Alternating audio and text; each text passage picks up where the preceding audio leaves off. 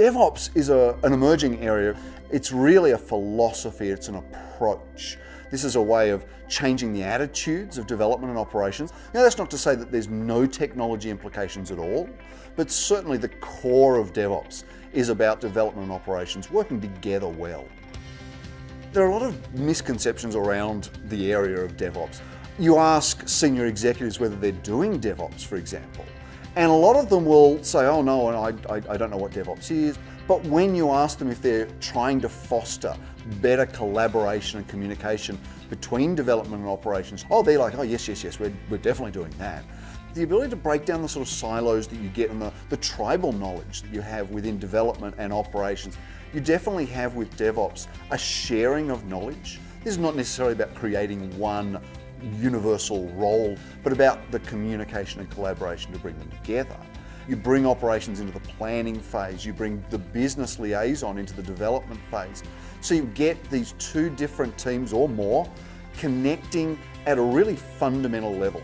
And it's not like the silos necessarily go away, but you really bridge them in ways that other approaches haven't been able to do. DevOps is traditionally a ground-up movement. It's the sort of thing which starts with developers and operators who are a little frustrated with the pace of delivery. Some of the comments that you might hear from developers like, I never have enough infrastructure to do adequate testing. Operations can't give me the amount of servers that I need to write this application. From the operations side, there's no security in this. It takes me 4 to 6 weeks just to get software ready to deploy in production because it's not ready for production configuration.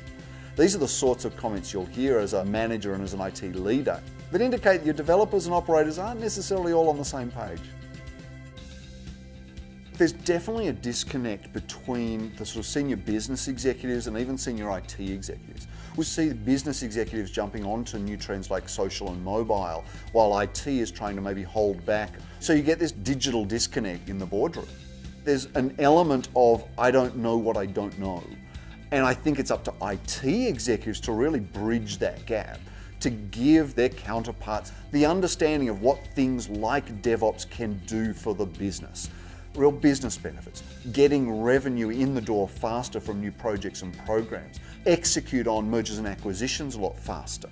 All of the things which technology supports, because let's face it, every business today is a technology business. So being able to deliver a more coordinated, integrated approach, this is absolutely critical to real business results. But IT executives really need to tell the business leaders how that's going to happen. Now, you've got a lot of people who are invested in the old formats and the old methods of development, the legacy infrastructure issues. So you're developing for mobile devices, but if you're a large bank, an insurance company, a large retailer, or logistics, for example, you will tend to have large legacy systems. A lot of people think of mainframes straight off the bat, but there's also the complexity of working in a diverse environment that includes partners, agencies, contractors in various parts of the world. The integration is important. Some of the largest and most innovative companies in the world today delivering APIs, application programming interfaces. Being able to open those up actually lets your agents, your consultants, your contractors, and your internal people work with your software regardless of platform. So you can start to connect your huge customer database to cloud services, mobile services, management of that access, security around that access. You also need to be able to test and develop across the multiple platforms. So some of these problems start to melt away and you start to be able to do real testing, integrate that with your whole development cycle. And that's the sort of workshops that we hold at CA Technologies with IT leaders, with business leaders, so that they can start to talk about how to get rid of the roadblocks and make the whole thing faster and running at the speed of business.